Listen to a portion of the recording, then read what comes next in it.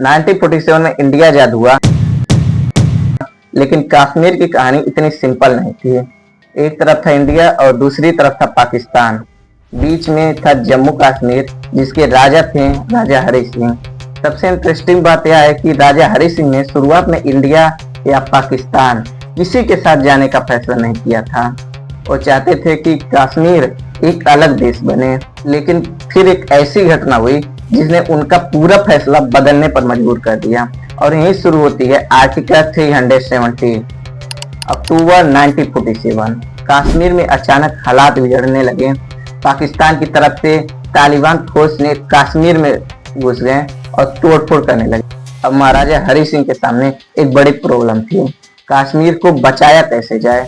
उन्होंने इंडिया की military help मांगी, लेकिन इंडिया के सामने भी एक सवाल था, अगर कश्मीर को इंडिया की मिलिट्री हेल्प चाहिए तो क्या कश्मीर इंडिया के साथ ऑफिशियली जुड़ने के लिए तैयार है। और फिर आया 26 अक्टूबर 1947।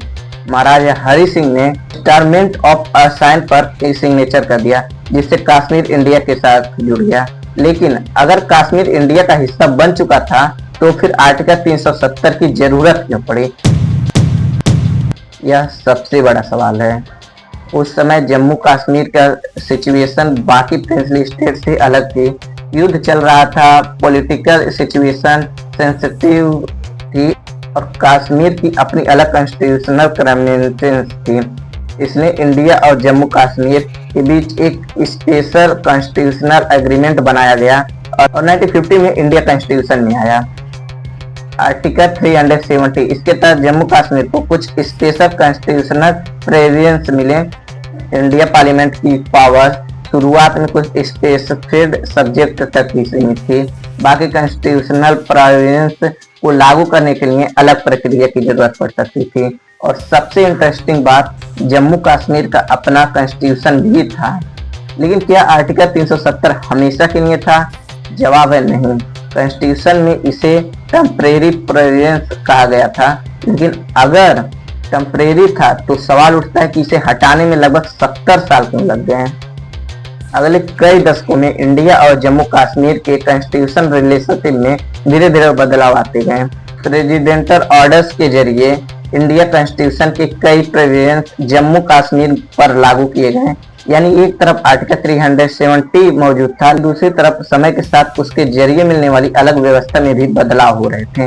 फिर आया 2019 और इस बार सरकार ने सिर्फ कोई छोटा बदलाव नहीं किया, पूरी कॉन्स्टिट्यूशनल अरेंजमेंट बदलने का फैसला लिया। लेकिन एक सवाल था, कैसे? क्या पार्लियामेंट सीधे आर्टिकल 370 को खत्म कर सकती थी? और यहीं शुरू होता है इस कहानी का सबसे बड़ा ट्विस्ट। 5 अगस्त 2019 भारत की पार्लियामेंट में एक बड़ा कॉन्स्टिट्यूशनल कदम उठाया गया। प्रेसिडेंटल ऑर्डर के जरिए कॉन्स्टिट्यूशन के प्रोविजंस को जम्मू कश्मीर पर व्यापक रूप से लागू करने का रास्ता बनाया गया। इसके बाद पार्लियामेंट ने Jammu and Kashmir regulation act 2019 पास किया। जम्मू कश्मीर को 2 यूनियन टेरिटरी बना दिया गया, एक था जम्मू कश्मीर और दूसरा लद्दाख। आर्टिकल 370 के पुराने स्पेशल प्रोविजंस इफेक्टिवली समाप्त हो गए। लेकिन क्या कहानी खत्म हो गई? जवाब है नहीं, क्योंकि इस फैसले को सुप्रीम कोर्ट में चैलेंज कर दिया गया और अब फैसला पार्लियामेंट के बाद सुप्रीम कोर्ट के हाथ में था। 11 दिसंबर 2023 सुप्रीम कोर्ट ने आर्टिकल 370 से जुड़े फैसले में यूनियन गवर्नमेंट मूव अपलोड किया और आर्टिकल 370 को टेम्परेरी प्रोविजंस माना। यानी जिस आर्टिकल को लेकर 1947 से कॉन्स्टिट्यूशनल डिबेट चल रही थी, उस पर सुप्रीम कोर्ट का फैसला भी आ गया। लेकिन आर्टिकल 370 की कहानी हमें सिर्फ एक पॉलिटिकल डिसीजन नहीं बताती, ये दिखाती है कि 1947 में शुरू हुआ एक कॉन्स्टिट्यूशनल एग्रीमेंट कैसे अगले कई दशकों तक चलता रहा।